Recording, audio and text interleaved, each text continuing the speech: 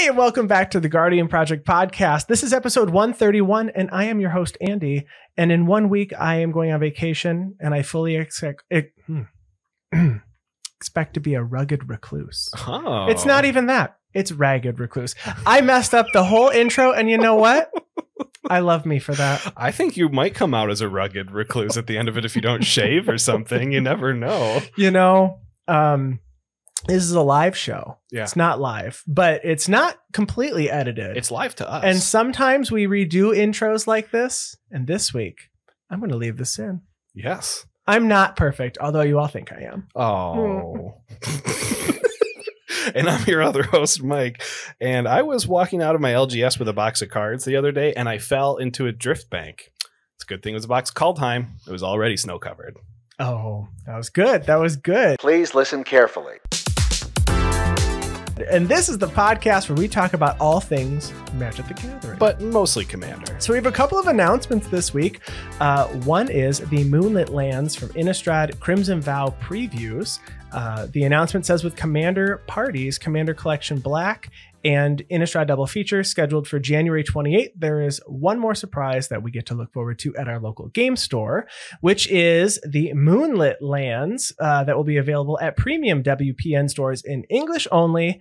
These are white and black lands, very similar to the lands that we already saw in Midnight Hunt and Crimson Vow, but they're actually stripped of all color. So not even that little strip of color that did go around those previous ones. That was the only thing to tell you what they really were. And they are going to feature that silver foil etch treatment with a touch of gloss.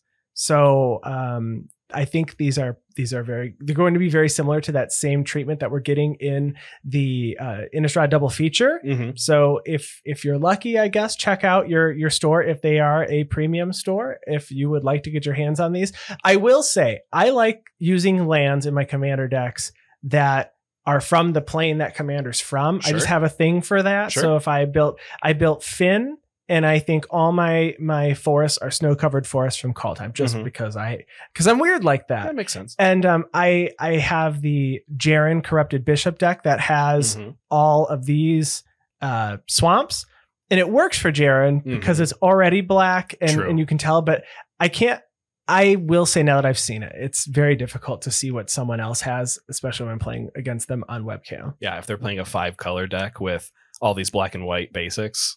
You can never tell. You cannot tell. Can my forest walk get through? I don't know. I don't know. Hold on. Let me look because all 5 of them look just black and white. Do you have the one with sticks trees or do you have the one with a stick tree in the back, not in the front? That's right. Or the other one with just big tree trunks angling to the right? Now, is the one with sticks in the front, not in the back, considered the mullet of forests? Or it is. It's a forest in the front and a plains in the back. Okay. But the islands, I don't think has any trees, and neither does the mountain. The other 3 have stick trees. This is just confusing. They're all dead. Everything's dead. Everything's a swamp. Urborg for everybody. Everything's a swamp.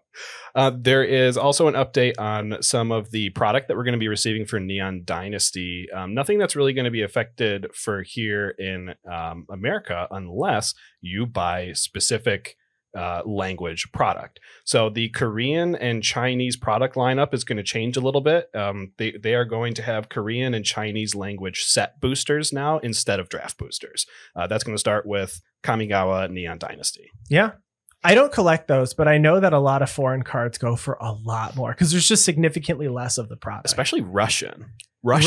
I just hear is that is what you get. If you're a collector and you want to flip things and you want to have the bling, you get Korean or Russian boxes foils, and you want foils. Yeah, you got to get that Russian Theros box that someone's trying to sell on Facebook for the past 3 years, but it keeps going up in price. Like OG Theros, like Theros, not Theros Beyond Death. No, Theros. Yeah. Wow. There's a bunch of like that particular block and like the cons block and stuff. There's a ton of Russian product out there. Snap it up. You heard it here. I didn't say snap it up. For it, go get it. Go get it. The other thing is I do change up my wallpaper on my computer occasionally. And the new secret layer that has the Where's Waldo Fibblethip cards is now released as a wallpaper. So I changed my Twitter background. But every time I go into this thing, I see something new. I got to say, it's probably one of my favorite arts that we've gotten in a long time. And now that they gave us an enhanced version that we can see, every time I go into it, I find something new. So this most recent one, I found Rails Eric sitting on a rooftop with some lightning.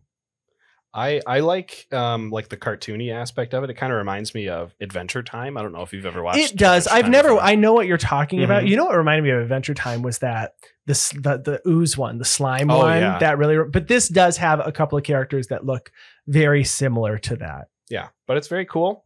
There's Rakdos. The other one that I found, Tibor and Lumia. They're flying. If you see them. Yeah. Are you getting this particular secret lair?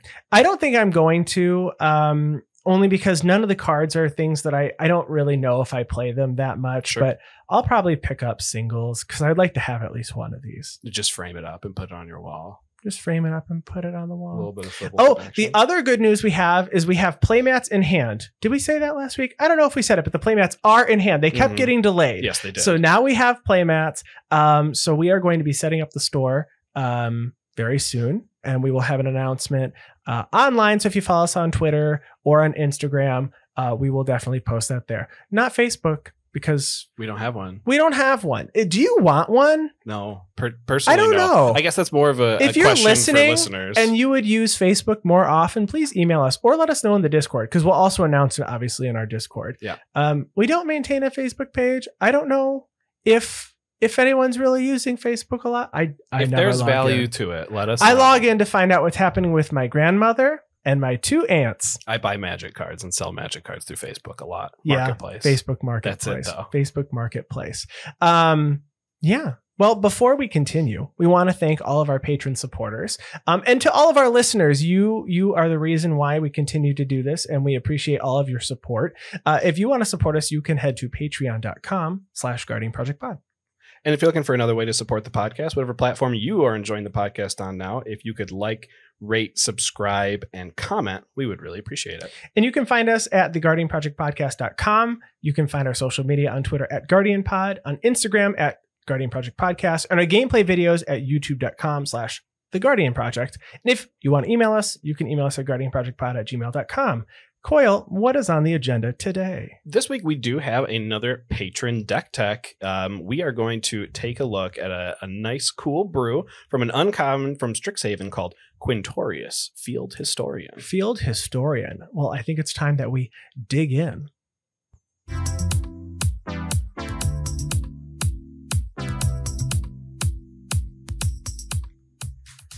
So I'm not an archaeologist, but that was a digging That joke. is a good one. It was very good. So Lorehold, we've been talking about the blue-red color pair and White-red. White-red. Yeah. The white-red color pair Mhm. for a few weeks now, actually, and a lot of red we've been talking about recently. But this is giving us a new way to play the Boros colors. But in Lorehold, it's not all just combat focused.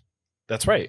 We know that we had the Osgear precon printed for us, which helped play with our graveyard in terms of artifacts. But now with Quintorius Field Historian, we're going to be able to play with that graveyard with literally anything. So let's start off with our commander, Quintorius, our Elephant Cleric for 5 mana, 3 red and a white. You get a 2/4 that says spirits you control get +1/+0. And whenever one or more cards leave your graveyard, create a 3/2 red and white spirit creature token. So I think this deck really wants to focus on going wide with spirits, creating as many of these 3/2 spirits as possible, and winning that way. We're going to start off with a blurb here from our creator of this deck tech. So Matt says, I was immediately intrigued with the graveyard antics of Lorehold and Strixhaven, and Quintorius was an auto build for me. The build is primarily Spirit Tribal to take advantage of the commander's Anthem ability, with a graveyard recursion package to flood the board with spirits. Some of the spirits have other sack abilities to take care of problem permanents, like artifacts and enchantments. The way to win is with a whole mass of pumped up spirits, and in some cases, angels. And I will say that there is another like 3 or 4 ways, actually, that this deck can win, and we will go over them today.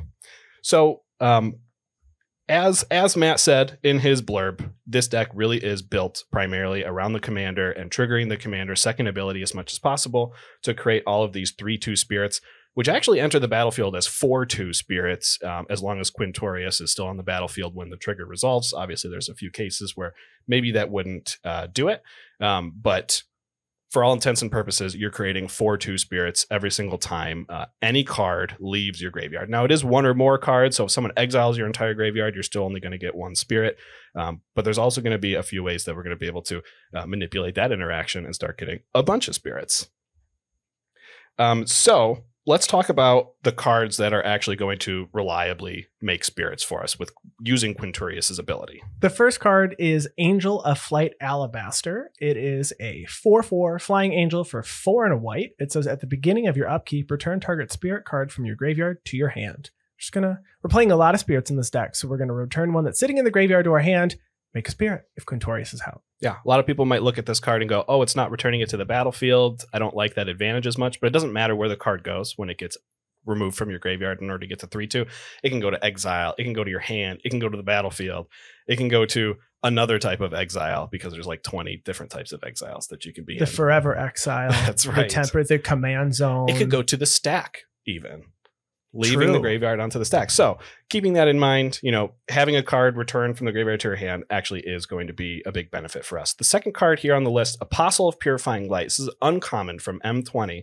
For 1 and a white, you get a 2/1 human cleric that has protection from black. That's just upside. We don't really care about that. For 2 generic mana, we can activate Apostle of Purifying Light's ability to exile target card from a graveyard. So this is going to be 2 mana to create a 4/2 spirit as long as we have at least 1 card in our graveyard, but it's also going to double as graveyard hate against our opponents at instant speed too. At instant speed, the next card is Aurora Eidolon.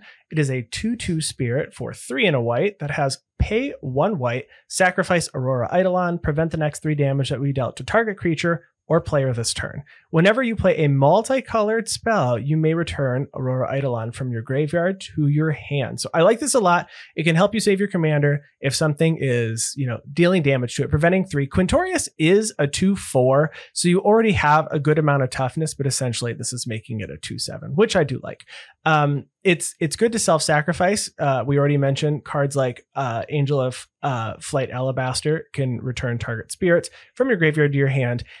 It also triggers off of 9 cards in the 99 to return it to your hand. So that is the casting a multicolored spell function. And it also triggers off your commander to return it to your hand. Although Quintorius has to be out to get that trigger, but at least it returns it to your hand so you have another spirit. That's right. That's right. Another card advantage in white-red. Real good. Simply for casting your commander, too. Yep. Absolutely fantastic. So the next card on this list is actually a huge combo card for Quintorius. So if you're not familiar with this, listen up. Bag of Holding, which was reprinted in the AFR set at Uncommon, was printed at Rare in a core set. I can't remember exactly what core set it was. But for 1 generic mana, you get an artifact that says whenever you discard a card, exile that card from your graveyard. Then it has 2 activatable abilities, 2 generic and tap it to draw a card, then discard a card, or 4 generic, tap it to set Bag of Holding to return all cards exiled with Bag of Holding to their owner's hand. So this particular card is good because it sees your cards hit the graveyard and then exiles the cards under Bag of Holding. Now, we talked a little bit before how Quintorius said it cared about whether 1 or more cards were leaving your graveyard. So if you have a Bag of Holding, you might think that if you're going to wheel your hand away of 7 cards, that all 7 would be exiled under Bag of Holding at the same time. That's incorrect. You get individually, and if you wheel 7 cards away from your hand, you will make 7 4/2 spirits. That's fun. It's really good. If you're not playing Bag of Holding in your Quintorius deck, you need to. I did not know that it did this. I guess I wasn't thinking about that, but that's really, really strong. The card that I really like this deck is the 2/2 human for a rest. Whenever you may pay 1 generic mana and discard a card if you do draw a card. And it says whenever you discard 1 or more non-land cards, you may exile 1 of them from your graveyard. If you do, cast it this turn. So it only costs 1 to loot while it's attacking. While I think the biggest downside here is that it's not a spirit and it does have to attack. You get to cast that card and it does not stay in exile. It's not like it's not like flashback. Not you may cast it and then it stays to exile. You can put it into your graveyard. So if it's permanent, it goes to the build. Instant sorceries go to your graveyard. Maybe you can cast them again later if they've got flashback, or you can play cards that enable you to play cards from your graveyard. I think this is a really strong card. Yeah, I like the fact that you don't even have to cast the card though. Just exile card, and then it says you may cast it. You're still going to get your spirit either way, even if you don't have the mana to cast the card that you're exiling.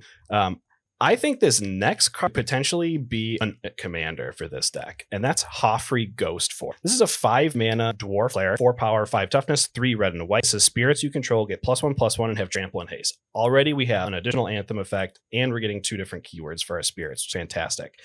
Also has the ability, whenever another non-token creature you control dies, exile it. If you do, create a token that's a copy of that creature, except it's a spirit in addition to its other types, and it has, when this creature leaves the battlefield, return the exiled card to your graveyard. So not only are you super huge advantage, you're getting extra spirits, even with your non-spirit creatures you might have. This does trigger on non-token spirits as well, so it can come back as spirits, which is okay.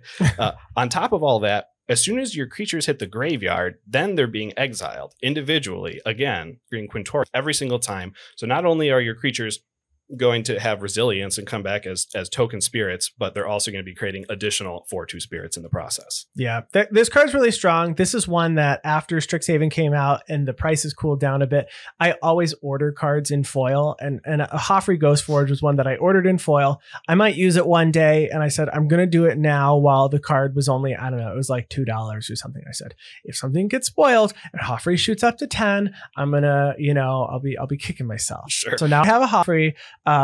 This is a really great alternate commander, I think, for this. If you were to switch, you're going to get the synergies, but a lot of the same synergies. Now, did this one come in the standard set or the pre-con? Because I don't remember. No, this was in the standard set. Okay, nice. This was in the standard. I'm not sure if it was printed into the pre-con as well, but no, this was definitely set. The next two have are actually both lands. We have Hostile Desert and Mistville Plains. Hostile Desert, a desert that taps for 1 colorless mana. And it does say pay 2 generic, exile a land from your graveyard. Hostile Desert becomes a 3/4 elemental creature until end of turn. It is still a land. We've talked about this before on one of our lands episodes. It's not the best, but this is one that I would like to see utilized more often. It works really well in this deck because we also have cards that have cycling. So we're running a few cycling lands. You can throw them into your graveyard and activate this Hostile Desert. You don't have to rely on your lands being destroyed or I guess discarding them, although we have some discard synergies here as well. Yeah. And then Mistville Plains, it's a plains that comes into play tapped, and it says pay 1 white and tap it, put target card in your graveyard on the bottom of your library.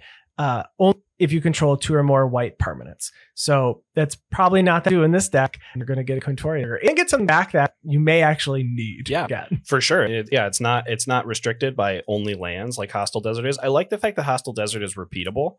It doesn't say that, you can only do it once and you're not tapping it to create Hostile Desert into a 3/4 elemental. So if you have 10 mana and 10 lands in your graveyard because you faithless looted them all into your graveyard, whatever, you could make 10 spirits that way. I don't like the fact that it turns into a creature and you don't get that May ability to activate it. I wish I could activate it and not turn it into a creature because it just becomes vulnerable at that point. Flame. It's a card you typically would only see in like an instant and sorcery Spellslinger focus deck. Yeah, Spellslinger deck for sure. But Pass in Flames is found here because it's going to give all instants and sorceries in your graveyard flashback for only 4 mana, 3 in a red. Now, there aren't a ton of instants and sorceries. There's 20 instants and sorceries in the deck. I guess that's 1/5 of the deck. You're going to have at least 1 or 2 in your hand at most times.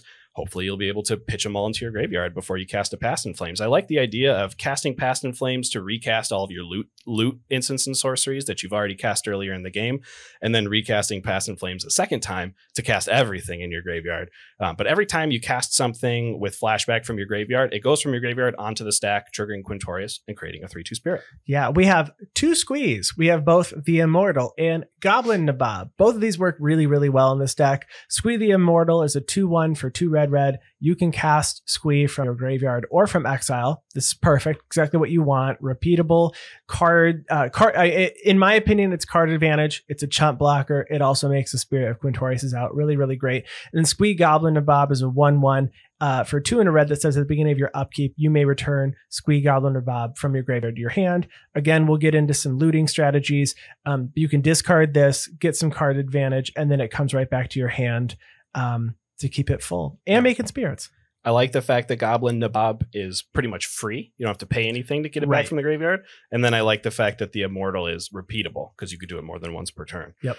Underworld Breach is a card that you've probably heard of. I love this card so much. And I think in this deck, it's one of those decks where you can play it very Fairly, right? We've had a stream before. We've got a YouTube video where I've played Underworld Breach, and it's not Underworld Breach loops. It's just I wanted 2 individual cards on turn 11, right? And I got them back. Right, it's great. Yeah, when we go through this list, you will find that there is no Wheel of Fortune and Lion's Eye Diamond in this deck. Yeah, no, that's not this. But it might be in the additions later on. Who knows? You know, if Matt has a cool $2,000 sitting around to upgrade this deck. Spoiler alert: it's not in the suggestions either.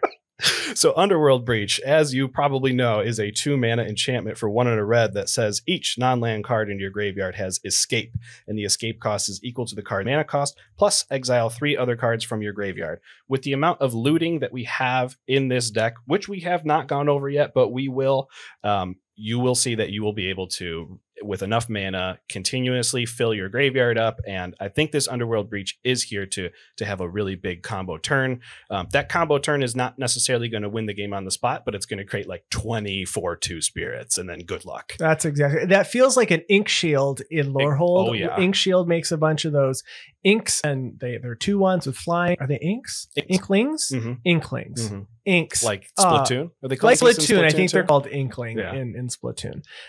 Yeah, very, very strong in a single turn. And our last, the last spell that makes spirits very reliably is Venerable War Singer. It's a 3/3 spirit cleric for 1 red and white. Has vigilance and trample, and says whenever Venerable War Singer deals combat damage to a player, you may return target creature card with mana value X or less from your graveyard to the battlefield, where X is the amount of damage Venerable War Singer dealt to that player. So if you can pump this in any way, you can get something larger back.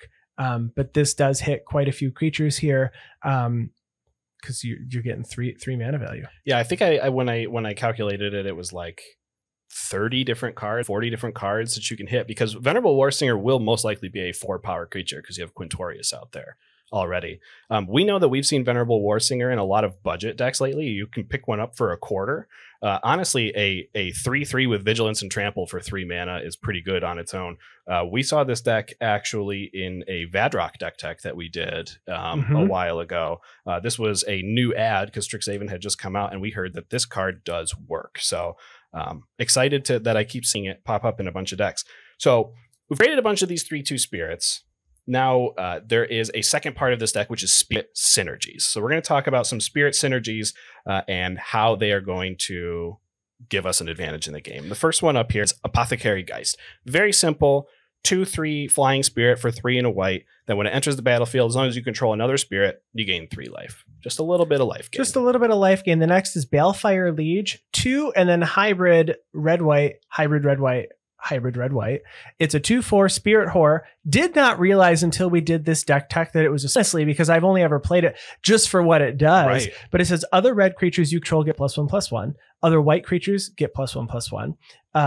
Obviously that you control. Whenever you cast a red spell, it deals 3 damage to target player, and whenever you cast a white spell, you gain 3 life.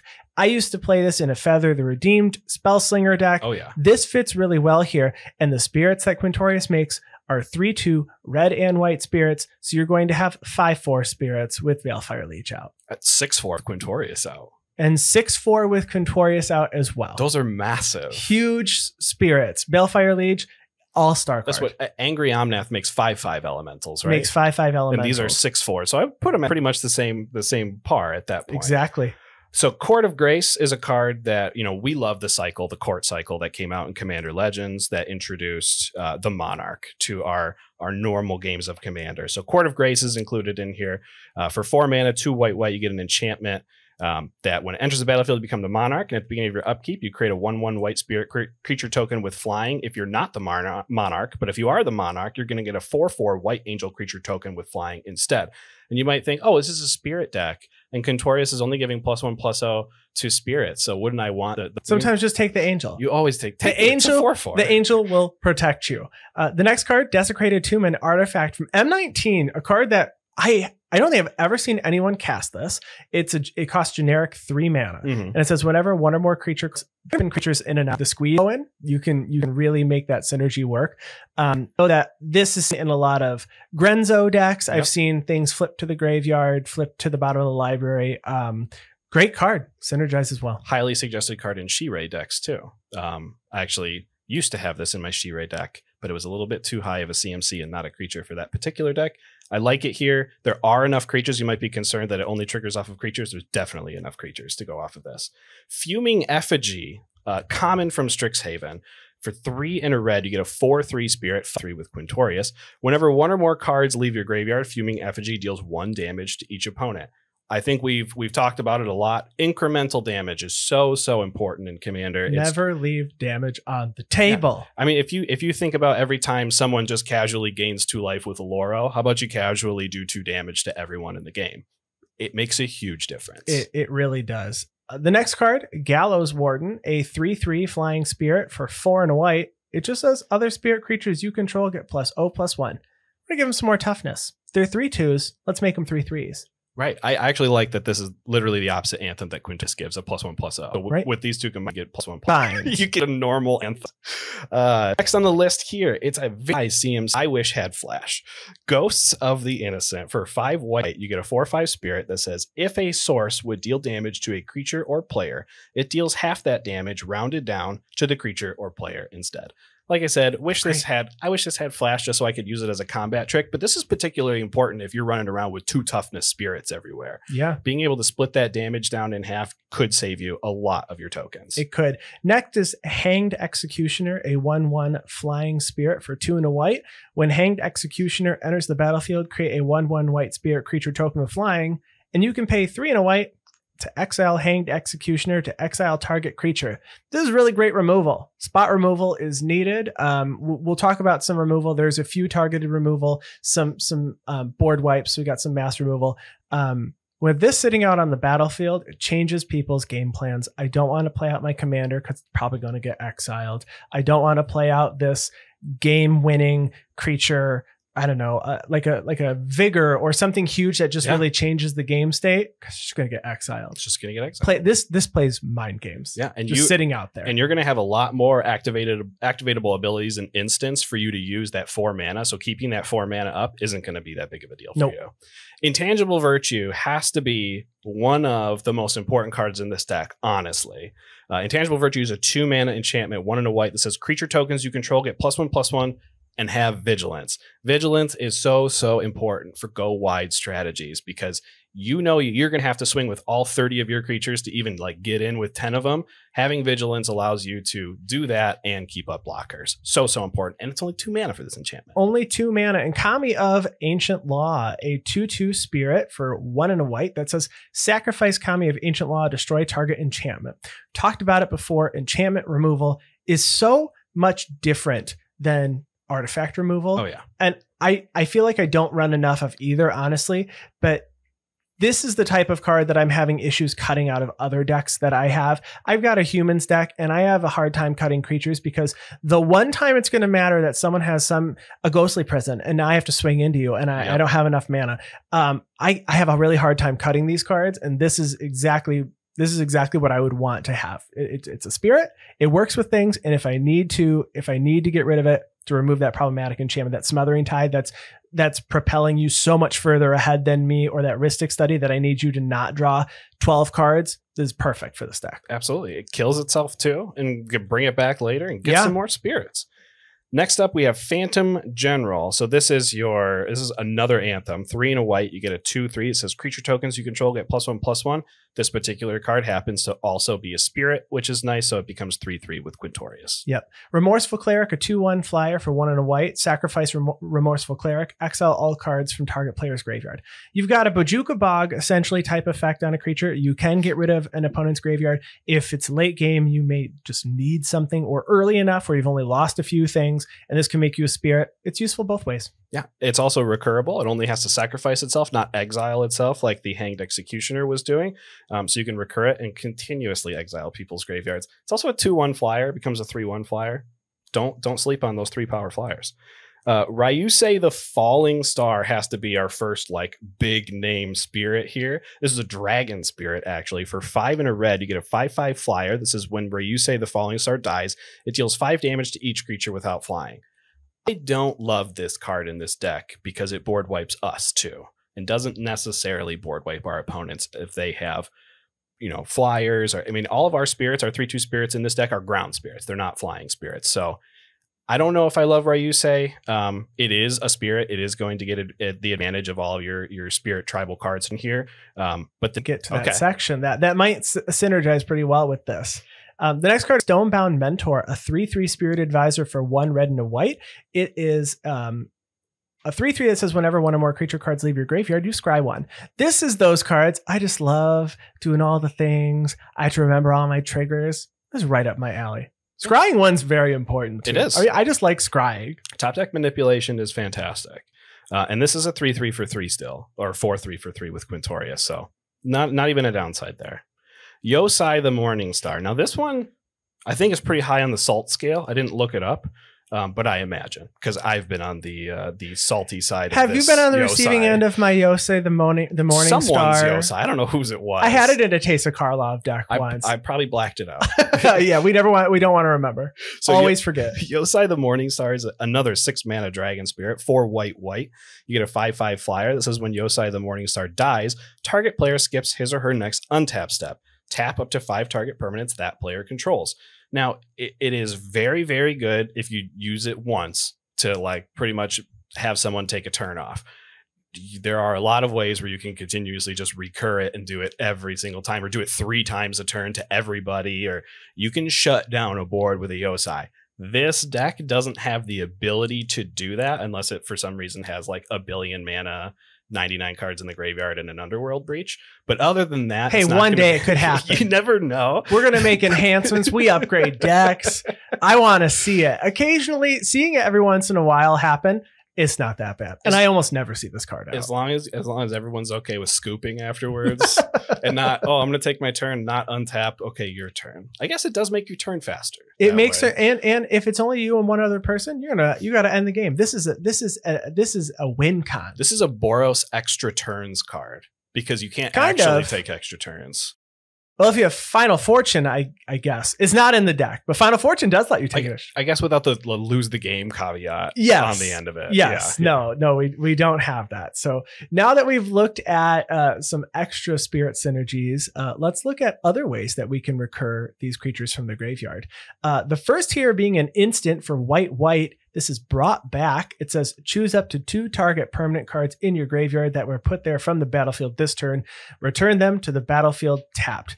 Honestly, I don't think this card gets a lot of love. I don't have a lot of decks that I'd want to run this in, but it's so good. It can act as ramp with fetch lands. So even just like an Evolving Wilds or Terramorphic Expanse, if you're on a budget, if you're running an actual fetch land, it works with that.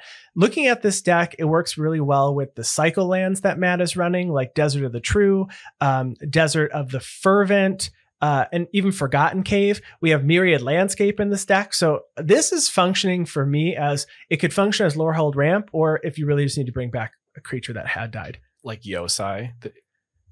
You think to take an extra steal an upkeep, steal someone's upkeep. I really like brought back. I think that's perfect for this deck. It's very, very cool. So good. I think the reason people might not be playing it is because it's white.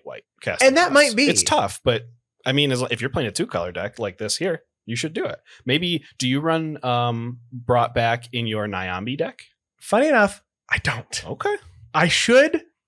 I'm not. Okay. I also really like that it's instant speed. So it can bring back if someone does run board wipes and they are able to knock 2 legendary creatures out that I had out, even on their turn, I'll just go, you know what? No, I would like to bring back my Elish Norn and my other, something nasty. Azor. Who knows? Got to do it. It's got to do it. So works really well here. I'm glad to see this was included. Well, speaking of your Nyambi deck, it also got a reanimation spell that this deck is going to use as well. And that's Late to Dinner. I'm never late to dinner. Honestly, I show up on time. Food. I'm always late to dinner unless I'm making it. Then I can't be late. Because you're there. Because I'm there. Dinner That's served. The only way. So this is a 4-mana sorcery, 3 and a white. This says return target creature from your graveyard to the battlefield. You also get to create a food token. Plus, there's an upside. We didn't need that upside. This card already exists in black without that upside. We didn't need it, but we got it. We also have Reconstruct History. It's a sorcery for 2 red and white. And it says return up to 1 target artifact card, up to 1 target enchantment card, up to 1 target instant card, up to 1 target sorcery card, and up to 1 target planeswalker card from your graveyard to your hand, exile, reconstruct history.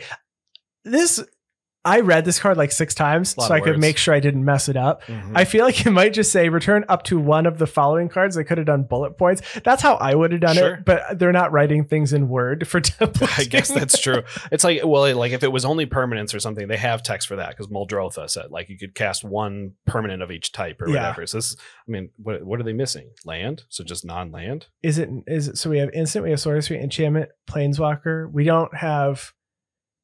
Do the tribal spells work for types of cards? Does it for Muldrotha? Are any of them? No, because it only cares about permanent types. Yeah, I don't know. Not a tribal subtype or whatever. But this card should just say something like "Play like Muldrotha" for this turn. Oh, it really should.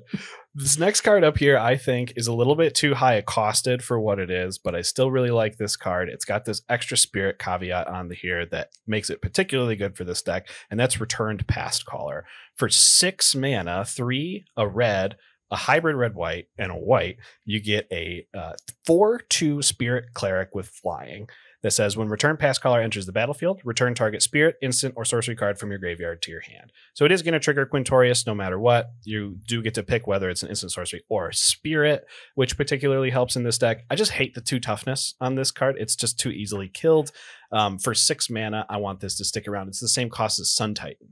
We have a few lords, you know. We also have Sigardian Savior, a 3/3 flying angel for 3 white that says when Sigardian Savior enters the battlefield, if you cast it, return up to 2 target creatures with mana value 2 or less from your graveyard to the battlefield. So right now, this is hitting 5 creatures: Apostle, Purifying Light, Conspiracy Theorist, Kami of Ancient Law, Lorehold Apprentice, and Remorseful Cleric.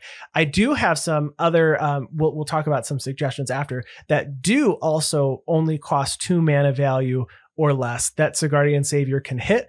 I like seeing this here, and obviously we know that there's some cards that we might suggest, upgrading with. So I would keep this. This is pretty cool. Oh, for sure. So we talked about how we're going to recur some of the creatures just now. Obviously, a really easy way to do that. We saw some creatures that sacrifice themselves, but there are a few other ways we can get in there. We can either sacrifice them to something else like a Goblin Bombardment, which is in the deck, or we can loot. So with our looting options here, we have cards like Cathartic Reunion, a 2-mana sorcery. This is we can discard 2 cards to draw 3. A Faithless Looting, a 1-mana sorcery. This is draw 2 cards, then discard 2 cards with flashback. With that flashback is going to additionally make another spirit, as well as hopefully fill our graveyard with some more great stuff. Thrill of Possibility and Tormenting Voice are doing pretty much the exact same thing. As additional cost to cast a spell, discard a card, draw 2. Thrill of Possibility being instant speed, Tormenting Voice being sorcery speed. But the really interesting one here, a budget wheel option, a self-wheel option that I do suggest from Kaladesh. From Kaladesh, yes. We have Fateful Showdown. For 2 red, you get an instant that says Fateful Showdown deals damage to target creature or player equal to the number of cards in your hand. Discard all cards in your hand, then draw that many cards. You know, in combination with your Bag of Holding or something, maybe you're going to be able to create a ton of spirits at the same time, remove one of your opponent's cards, and have a full brand new grip. Very cool card, not played very much. It really isn't. We also have a suite of removal spells here. We have Austere Command, which lets you choose a few different options. For 4 white, you can destroy all artifacts or destroy all enchantments, destroy all creatures with mana value 3 or less, or destroy creatures with mana value 4 or greater. You choose 2 of those. We have a Blasphemous Act for 8 and a red. It costs less for each creature on the battlefield. You deal 13 damage to each creature. Chaos Wart for 2 and a red. The owner of target permanent shuffles it into the library, reveals the top card of their library. If it's a permanent, they get to put it onto the battlefield. Return to Dust, a card that I'm getting more and more hyped on as I see it again. It's an instant for 2 white. You exile a target artifact or enchantment. Again, that enchantment removal, so important. But if you cast this during your main phase, you may exile up to 1 other target artifact or enchantment. So you can 2 for 1. Swords to Plowshares for 1 white, exile a target creature. Its controller gains life equal to its power. I think if I'm running white, I'm probably always running this. It's just so strong. Yep. Vanquish the Horde, a newer card that I haven't seen cast yet. This was from Midnight Hunt. 6 white. This spell costs 1 less for each creature on the battlefield, so very similar to Blasphemous Act. Destroy all creatures, so instead of dealing 13 damage, you're actually just destroying all creatures. And then Wear and Tear, a fuse card. This says either destroy target artifact for 1 and a red, or the other side is destroy target enchantment for white, or you can just pay 1 red white and destroy target artifact and destroy target enchantment. Yeah. It's again a 2 for 1 on a card. I feel like I don't run Wear and Tear anywhere, and it's always something that I feel is valuable. Yeah, it's really good. There's always going to be an artifact to remove. There's sometimes going to be an enchantment to remove. I really enjoy the board wipes that were chosen for this particular package. Austere Command potentially being a board wipe if you choose creatures 3 or less and 4 or greater, but the modal capacity of that to be able to destroy all artifacts or enchantments, and then Blasphemous Act and Vanquish the Horde being a 1 and 2 cost board wipe, especially in this deck, is absolutely love it. The only card maybe I wish I would have seen here is Generous Gift. I think Generous Gift is a really, really cool card that we got from Commander Legends, 3 mana from Modern Horizons. Is a 3 mana instant that destroys target permanent, and they get a 3/3. It just hits a little bit more, costs the same amount of mana as Wear and Tear, actually 1 less color than Wear and Tear, and although it only hit 1 permanent, it'll hit any permanent. So maybe something to think about. I don't know what I would cut. I think I would leave all of these removal spells in here. I wouldn't remove one of these removal spells to do it, but just a suggestion for me. I like them all. And now the main way to win with this deck is obviously trying to close out games with creatures, but we do have creatures through combat, but there are some other cards that we have that can help make that happen. Like Burning Vengeance, an enchantment for 2 and a red that says when you cast a spell from your graveyard, Burning Vengeance deals 2 damage to any target. I like that a lot. It's amazing. I saw this for the first time in the Savine pre-con, but I'm pretty sure it was printed before then. Back when they had Flashback coming up and all that. It's going to incremental damage. We keep talking about it. Cather's Crusade. This card is only $5 because it's been printed so many freaking times. But I love this house. For 5 mana, you get a 3 white. You get an enchantment that says whenever a creature enters the battlefield under your control, put a +1/+1 counter on each creature you control. This turns your go wide strategies not into just go tall, but it's go tall and wide. It pumps it's like an incremental Craterhoof behemoth for your team. The number of times that I have personally killed Coil with a Cather's Crusade, I can't count. I feel like I have run out of hands and toes. I've been playing this card for years in my humans deck, and I can't stress enough that this needs to be removed. And the Chaos Warp that we talked about before is the only time someone has ever Chaos Warped my Cather's Crusade. Coil cut the deck, and I revealed Cather's Crusade at his kitchen table. This is why you need to play Generous Gift. So then Generous Andy Gift would only get a 3/3 Generous Gift, would not have given me all that. Goblin Bombardment, another fantastic card. This is an enchantment for 1 and a red. Says sacrifice a creature. Goblin Bombardment deals 1 damage to any target. So this one's going to start fueling some of the loops that we can do, deal a little bit of incremental damage. It's the only sacrifice outlet in the deck, besides self-sacrifice for some of the creatures. So this is a very, very important enchantment for this deck. Impact Tremors, another very important enchantment for this deck. For 2 mana, 1 and a red. It says whenever a creature enters the battlefield under your control, Impact Tremors deals 1 damage to each opponent.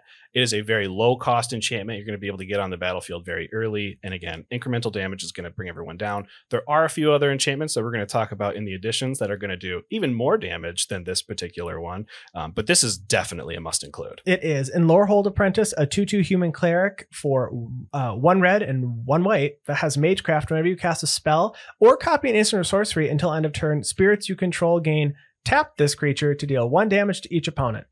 That's great. Yeah, if you got 20 spirits, 20 damage to someone's face right before my turn. Hopefully your spirits have vigilance or something. You can swing with them, then it's deal 1 damage to each opponent. Oh, 20 damage to each opponent. This card's even better than I thought. I love the each. Whenever something says each, I'm bumping it right up the list. Yes. Now you do need to cast an instant or sorcery or copy an instant or sorcery, but we talked about before. We have 20 of them. We've got them.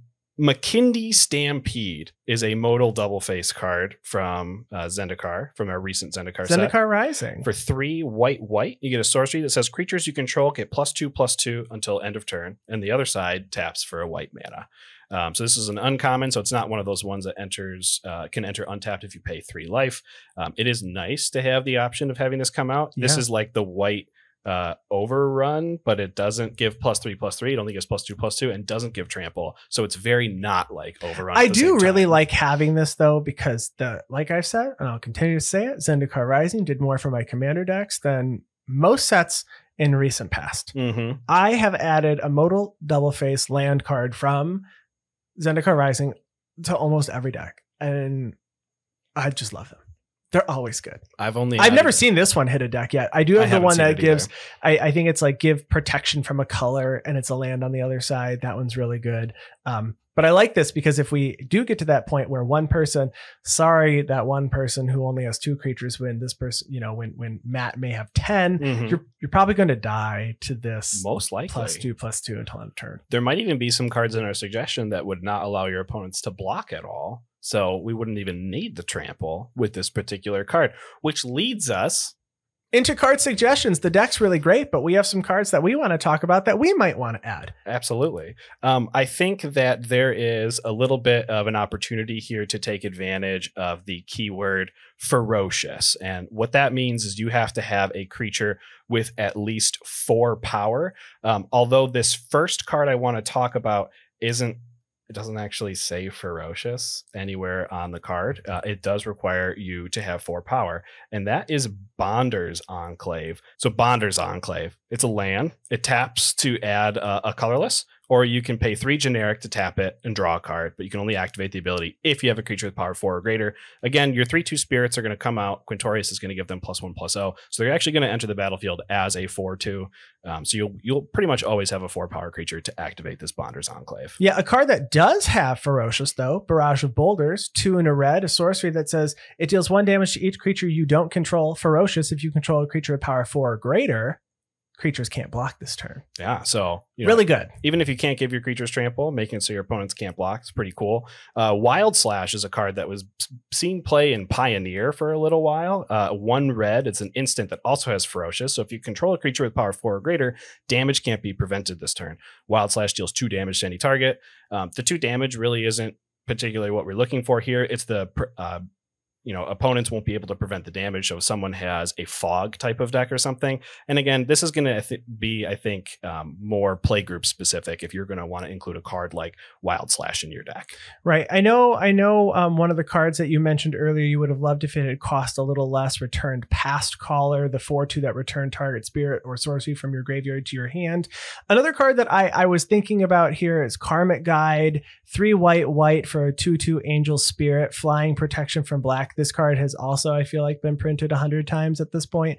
It has Echo, so you have to pay for it. Again, I would say I don't think I've ever done that. But when Karmic Guide enters the battlefield, return target creature card from your graveyard to the battlefield. It's not identical. No. The other one does give you an option to get a sorcery card back.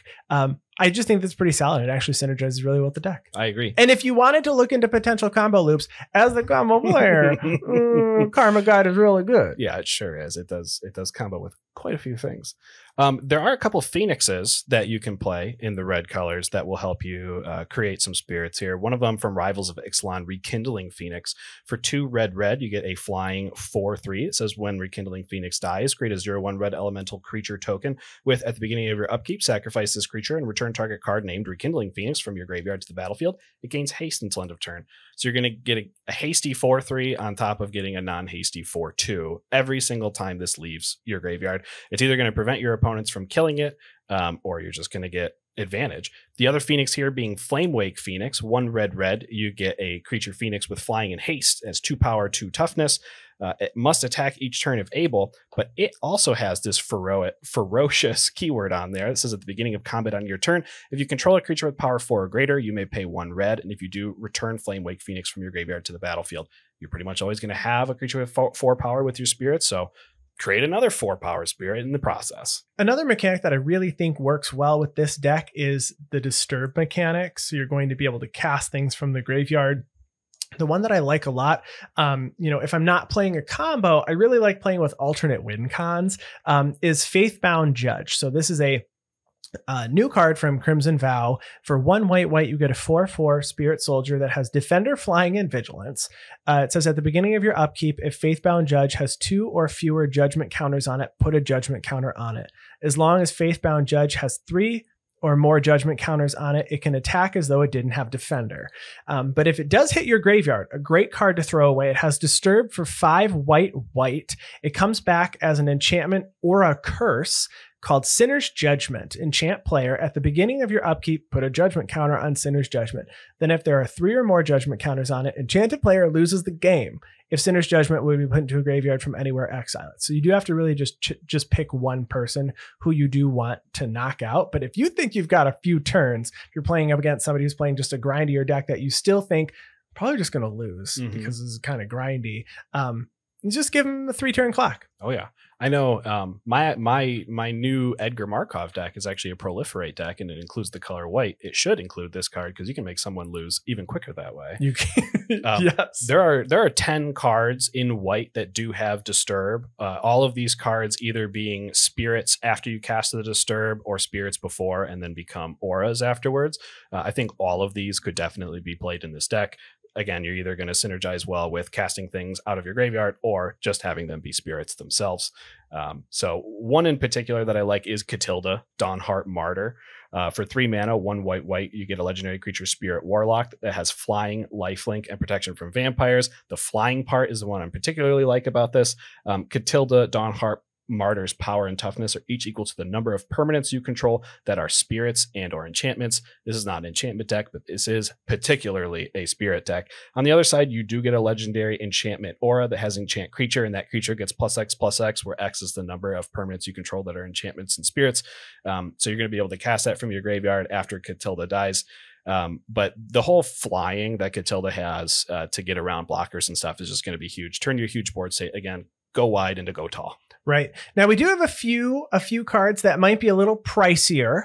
We're going to, talk about these because, the holidays are coming up. You might be getting a little bit of, money at the holidays.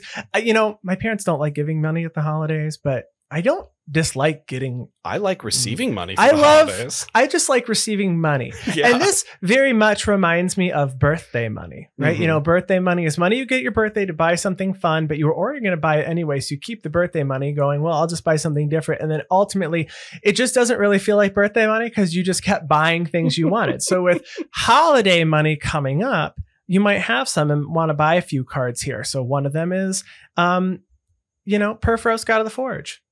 It's a really, really great enchantment for 3 and a red, a 6/5 that has indestructible as long as your devotion to red is less than 5. Purifying isn't a creature. Whenever another creature enters the battlefield under your control, Purifying deals 2 damage to each opponent. We're going to make a bunch of spirits here. And then also for 2 and a red, you can pay to give your creatures +1/+0 until end of turn, which is very relevant. It's double impact tremors for only 1 or for 2 more mana, but it's indestructible. So save your holiday money and just buy a Purifying. And then also spend your holiday money on another one. Yes, because for $5 more, for $23, you can pick up your own copy of Terror of the Peaks. Terror of the Peaks is a dragon for 3 red with flying. It's got 5 power, 4 toughness. It says spells your opponents cast that target Terror of the Peaks cost an additional 3 life to cast. So removing it is going to be a little bit tougher. But the important part here is whenever another creature enters the battlefield under your control, Terror of the Peaks deals damage equal to that creature's power to any target. So it doesn't care. Purifying, as any creature enters, it's going to deal 2 damage. Impact Tremors, any creature enters, it's going to deal 1 damage. Terror of the Peaks, when your 4/2s enter the battlefield, you're hitting someone for 4 damage with Terror. It's going to hit so much harder than everything else.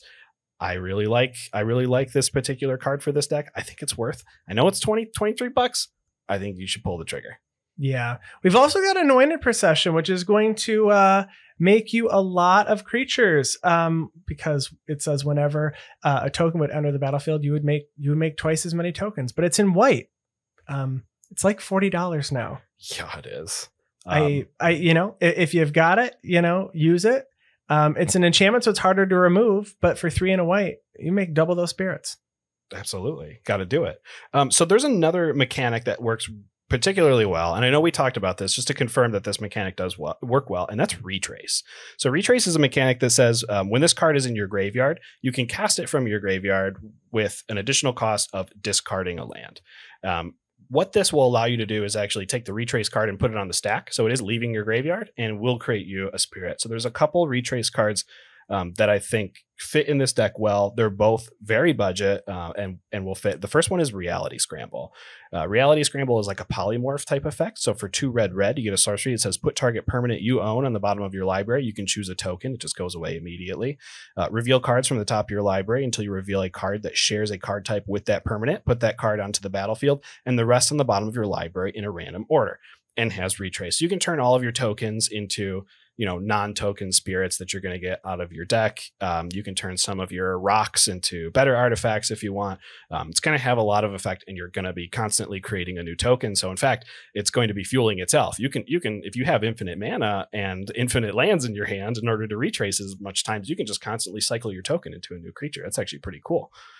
Throes of Chaos is the other one. That is a 4 mana sorcery that says Cascade and has retrace. So you're going to be able to hit 47 different cards that are under 4 mana value with Throes of Chaos with the Cascade ability. So why not? Do it, retrace, get some spirits and free spells in the process. Exactly. And one more shout out for the Christmas money. We've got a retrace card that is expensive. It's an extra combat card in Waves of Aggression. It's around $25. 3, and then it's hybrid Lorehold. Didn't say Boros. And it says untap all creatures that attack this turn. After this main phase, there's an additional combat phase followed by an additional main phase. It also has retrace. So Coyle looked up the rulings, and it says it leaves over and over. So again, this was very fun to put this episode together. Lots of great cards that you can change out if you want. Otherwise, you've got, there's a ton of options, and the way that you play this, you can really play this a bunch of different ways. So that's it. And Matt, thank you so much for supporting our show and for sending us this deck list this week. We were very happy to go over this deck. And if you want to find us online, you can find me on Twitter at Andy Flory. And you can find me on Twitter at Wormcoil Engine. And of course, we want to give a special thanks to our editor and producer, Ryan Nichols. Thank you so much for everything that you do. We love you. And Chris Wolf, who handles all of our graphic design, thank you for everything that you do, and we love you. And to all of you listening out there, thank you so much for listening. We appreciate it a lot. I don't know if we ever say how much we appreciate it. I think we do. But just know that it's even more than that. And we'll talk to you next week. Christmas money.